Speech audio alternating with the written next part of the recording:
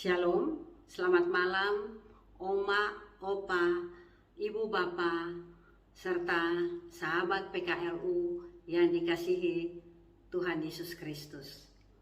Salam jumpa kembali dalam program acara saya dan PKLU membaca Alkitab bersama pada malam hari ini, Rabu tanggal 9 Agustus 2023. Perkenalkan, saya Ibu Joyce Inalawa Yakobs, anggota PKLU GPIB Kelapa Gading, Jakarta Utara.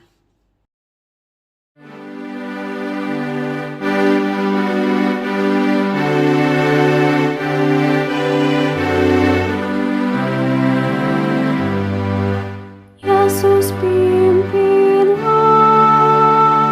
kami selamanya, hanya Dikau kami ikut, di sepanjang hidup. Tuntun umat-Mu masuk rumah-Mu.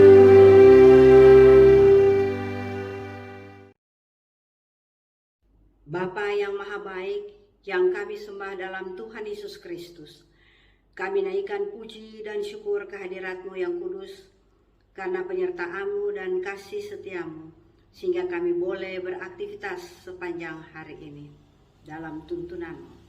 Pada malam hari ini, kami akan menutup aktivitas dengan membaca dan merenungkan firman Tuhan.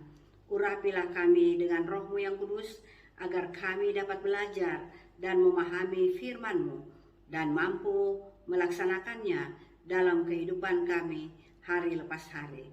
Bersabdalah ya Tuhan, kami siap untuk mendengarkan. Dalam nama Tuhan Yesus Kristus kami berdoa dan mengucap syukur. Amin. Oma, Opa, Ibu Bapa, serta sahabat PKLU di mana saja berada, pembacaan Alkitab pada malam hari ini terambil dalam kitab Perjanjian Lama, 1 Samuel pasal 9 ayat 17 yang menyatakan, ketika Samuel melihat Saul, maka berfirmanlah Tuhan kepadanya, inilah orang yang kusebutkan kepadamu itu. Orang ini akan memegang tampuk pemerintahan atas umatku. Demikianlah pembacaan Alkitab. Terpujilah Yesus Kristus. Haleluya.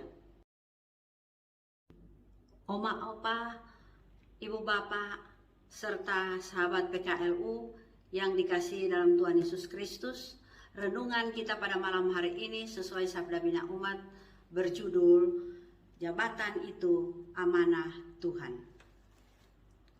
Konstelasi politik menjelang pemilu tahun 2024 memperlihatkan kepada kita bahwa masing-masing orang yang berebut kue kekuasaan datang dari berbagai alasan dan motivasi. Motivasi paling rendah tentu saja adalah motif mencari peruntungan, mendapatkan lahan untuk menghasilkan pundi-pundi keuangan. Motivasi menengah adalah motif untuk mengabdikan diri kepada kepentingan partai dan konstituen. Dan motivasi paling tinggi adalah motif memenuhi suara hati nurani untuk melayani masyarakat luas, bangsa, dan negara melalui jabatan yang diterimanya itu secara adil dan bijaksana. Pada motif terakhir inilah kita bertemu dengan istilah penting dalam ranah politik pemerintahan, yaitu amanah. Amanah berarti dipercayakan, dititipkan, atau jika orang mendapat kepercayaan berarti dapat dipercaya karena memiliki pengalaman, reputasi, dan integritas. Perhatikan pula kata dititipkan, berarti kekuasaan itu pada dasarnya bukan hak atau miliknya, melainkan titipan.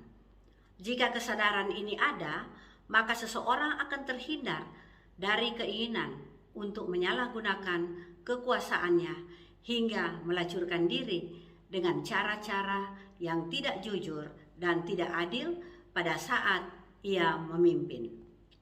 Mengapa? Karena kuasa ini hanya sebuah titipan saja, dan yang memberinya adalah rakyat. Dalam pemahaman masyarakat Yunani kuno yang diteruskan hingga kini, ada adagium bahwa suara rakyat adalah suara Tuhan, atau Vox Populi, Vox Dei. Di sini terkandung pesan yang kuat bahwa tanggung jawab seorang pemimpin yang diberi amanah atau kepercayaan oleh rakyat yang dipimpinnya adalah bertanggung jawab kepada Tuhan. Saul dipanggil untuk menjadi raja atas Israel yang amanah. Pertama-tama, amanah bagi Saul berarti meneladani gaya pelayanan dan kepemimpinan Samuel yang selain adalah abdi Allah, seorang pelihat dan seorang nabi, juga hakim terakhir bagi Israel yang memimpin umat ini dalam aspek keagamaan hingga politik.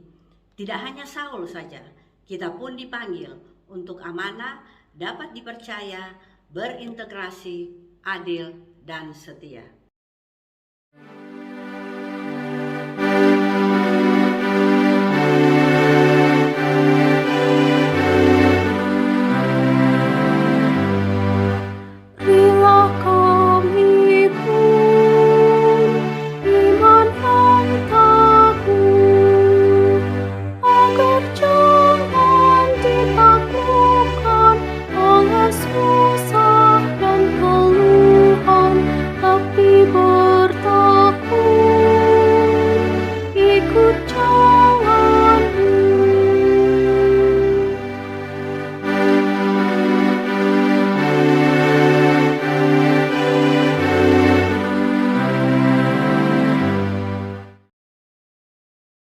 Ya Tuhan, kami mengucap syukur kepadamu karena kami boleh mendengar sebagian daripada firman-Mu.